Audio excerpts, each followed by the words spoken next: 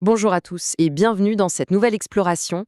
Aujourd'hui, on plonge la tête la première dans un domaine absolument fascinant où l'intelligence artificielle de pointe percute de plein fouet la physique complexe de notre corps. On va parler des réseaux de neurones informés par la physique, ce qu'on appelle les pins, et de la façon dont on s'en sert pour modéliser des choses extrêmement compliquées comme l'hyperélasticité et les grandes déformations en biomécanique. Bref, préparez-vous, on part pour un petit voyage au cœur de nos tissus mous pour voir comment des maths de haut vol et le deep learning peuvent littéralement recréer le vivant. Alors, comment on va s'y prendre? Très simplement. On va d'abord poser le problème, c'est-à-dire le défi des grandes déformations. Ensuite, on fera un petit détour par les mathématiques de la mécanique finie avant de découvrir l'élégance de l'approche PIN. Mais comme rien n'est parfait, on regardera aussi les pièges de l'hyperélasticité pour ensuite voir la magie des jumeaux numériques et de la biomécanique inverse. On terminera avec un verdict honnête face aux méthodes traditionnelles FEM. Allez, on ne perd pas de temps, on attaque tout de suite avec notre première partie, le fameux défi des grandes déformations. Il faut bien comprendre le mur physique auquel la mécanique classique se heurte ici. Depuis des décennies, l'ingénierie adore l'élasticité linéaire. C'est génial pour les métaux ou les matériaux rigides où tout bouge à peine. On applique la bonne vieille loi de Hooke et le tour est joué. Mais si on applique ça à la biomécanique, c'est la catastrophe absolue. Pourquoi? Parce qu'on parle de tissus mous. Nos tissus subissent des déformations massives, on parle de 10%, 30%, et parfois ça dépasse les 100% d'étirement par rapport à leur taille normale. Autant dire que supposer que les déformations sont petites, c'est non seulement faux, mais ça rend les modèles classiques totalement obsolètes. On a besoin d'un tout autre cadre de réflexion. Et quand on dit tissu mou, on parle d'éléments vitaux. On parle de nos artères qui pulsent à chaque battement, de la peau qui s'étire dans tous les sens, du muscle cardiaque, de nos ligaments ou même des valves de notre cœur. En plus, ces tissus sont souvent anisotropes, ce qui veut dire que leur résistance dépend de la direction dans laquelle on tire. Pour calculer tout ça, il nous faut un cadre mathématique conçu spécifiquement pour des mouvements immenses. C'est ce qu'on appelle la mécanique finie. Ce qui nous amène logiquement à notre deuxième point, les mathématiques qui font tourner cette fameuse mécanique finie. C'est ici que les équations entrent en scène pour modéliser le vivant. S'il y a un seul concept à retenir, le vrai héros de cette histoire, c'est lui. Le gradient de déformation, qu'on note sobrement grand F. C'est littéralement un pont mathématique. Il prend un point de votre tissu au repos et il le relie à sa nouvelle position une fois le tissu est tiré. Techniquement, ce grand F, c'est la matrice identité plus le gradient du déplacement initial. Ce qui est dingue, c'est que dans un réseau de neurones, on peut calculer chaque valeur de cette matrice à la vitesse de l'éclair grâce à la différenciation automatique. Et là où ça devient vraiment intéressant, c'est ce qu'on fait avec ce gradient F. On s'en sert comme brique de base pour construire des choses un peu plus musclées, comme les tenseurs de Cauchy-Green ou de Green-Lagrange. On en extrait aussi ce qu'on appelle des invariants, pour décrire la déformation, peu importe l'angle sous lequel on la regarde. Mais attention, le détail crucial en biomécanique, c'est la toute dernière ligne, le jacobien. C'est lui qui gère le fait que nos tissus sont incompressibles.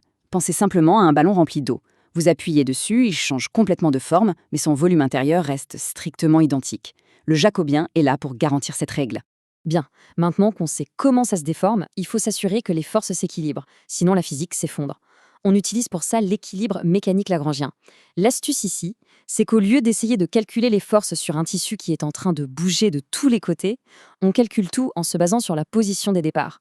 Cette formulation s'avère ultra stable. Et croyez-moi, quand on entraîne des réseaux de neurones, la stabilité, c'est vraiment ce qu'on recherche en priorité. Passons maintenant à notre troisième partie, et c'est là que le deep learning rencontre enfin notre physique biomécanique. C'est là que la magie de l'hyperélasticité opère. Le concept est d'une élégance absolue. Plutôt que de s'arracher les cheveux à écrire des équations complexes pour calculer chaque petite contrainte dans le tissu, on fait beaucoup plus simple. On définit juste une fonction d'énergie de déformation. Imaginez simplement l'énergie qui s'accumule dans un élastique quand vous tirez dessus. Une fois qu'on a cette énergie globale, les contraintes mécaniques en découlent toutes seules, automatiquement, juste par dérivation. Le modèle néo-hookéen en est un parfait exemple. Et voici à quoi ressemble ce processus à l'intérieur d'un vrai réseau de neurones. C'est une mécanique bien huilée en 5 étapes. D'abord, le réseau devine comment le tissu se déplace. Ensuite, la fameuse différenciation automatique calcule instantanément notre gradient de déformation F.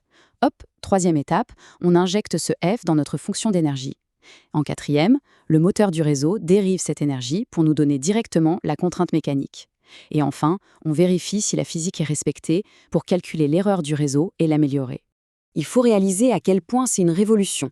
Avant ça, avec la méthode des éléments finis, gérer de l'hyperélasticité, c'était un enfer mathématique. Il fallait des matrices gigantesques, des solveurs de Newton-Raphson hypersensibles qui plantaient à la moindre occasion. Les pins balaient tout ça d'un revers de main.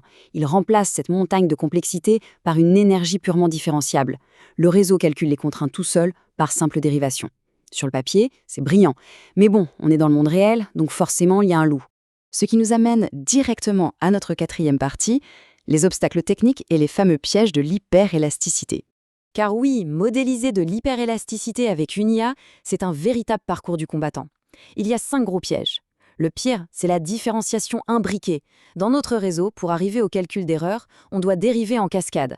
On dérive le déplacement pour avoir la déformation, puis on dérive l'énergie pour avoir la contrainte, puis on dérive encore pour l'équilibre. Ça demande une puissance de calcul folle. Conséquence, on risque des explosions de gradients où l'IA perd complètement les pédales. Ajoutez à ça un paysage d'optimisation chaotique, le cauchemar de devoir forcer le volume à rester constant, et enfin la difficulté extrême de gérer les bords de notre tissu. Bref, ça ne se fait pas en un claquement de doigts. Mais si les chercheurs s'acharnent, c'est pour une bonne raison. On passe à la 5e partie, la biomécanique inverse et l'incroyable potentiel des jumeaux numériques. Posons-nous cette question toute simple. Et si vous avez un patient devant vous, vous voyez son cœur battre ou son aorte se gonfler, mais vous n'avez absolument aucune idée de la rigidité exacte de ses tissus à lui. Ces paramètres médicaux sont un mystère total. Comment on fait pour simuler ça ? Eh bien, c'est là qu'on utilise la réalité à notre avantage. On va nourrir notre IA avec des données d'imagerie médicale, des séquences IRM, des suivis par ultrasons, des mesures optiques. L'astuce géniale des pins, c'est qu'ils peuvent prendre ces images réelles et résoudre le problème à l'envers pour trouver ce qui manque. Prenons un cas concret avec les artères. Elles sont composées de fibres de collagène microscopiques. Au lieu de deviner leur rigidité, on laisse le réseau de neurones observer l'artère bouger sur une échographie. Et pendant qu'il apprend le mouvement, le réseau optimise lui-même les paramètres cachés des fibres. À la fin de l'entraînement, on n'a pas juste une belle image, on a un véritable jumeau numérique de l'artère du patient qui réagit virtuellement exactement comme la vraie. C'est absolument dingue pour la médecine personnalisée. On arrive déjà à notre 6e et dernière partie. Il est temps de rendre notre verdict et de comparer tout ça aux méthodes traditionnelles. Ce petit tableau résume parfaitement la situation actuelle. D'un côté, on a les éléments finis traditionnels. C'est robuste, oui, mais pour faire de la résolution inverse, ça demande une puissance de calcul tellement colossale que c'en est presque impraticable. De l'autre, on a notre approche PIN. Elle est entièrement différenciable, le calcul est donc beaucoup plus naturel et potentiellement plus rapide. Mais, il faut être honnête, elle reste encore très fragile et capricieuse à entraîner. Mais cette fragilité n'empêche pas la recherche d'avancer à pas de géant. Aujourd'hui, en labo, on utilise déjà cette technologie pour mesurer la rigidité artérielle sans avoir besoin d'ouvrir le patient. On s'en sert pour étudier de près les plaques d'athérome, pour anticiper la rupture d'un anévrisme ou même pour créer des organes virtuels hyper rapides pour entraîner les chirurgiens en temps réel. Les applications sont bien réelles. Mais pour conclure, il faut rester objectif et éviter de s'emballer. Aujourd'hui, les pins appliqués à la mécanique des tissus mous, c'est un domaine de recherche explosif. Pour avaler de la donnée médicale et créer des jumeaux numériques, c'est imbattable. Par contre, ce n'est pas encore un outil industriel clé en main capable de remplacer la robustesse des méthodes traditionnelles à tous les coups. La vraie question avec laquelle je vous laisse aujourd'hui est donc la suivante. D'après vous, combien d'années nous séparent du moment où un jumeau numérique généré par une IA sera l'outil de référence absolu sur la table d'opération d'un chirurgien ? C'est fascinant à imaginer. Merci de nous avoir suivis et à très bientôt pour une nouvelle analyse.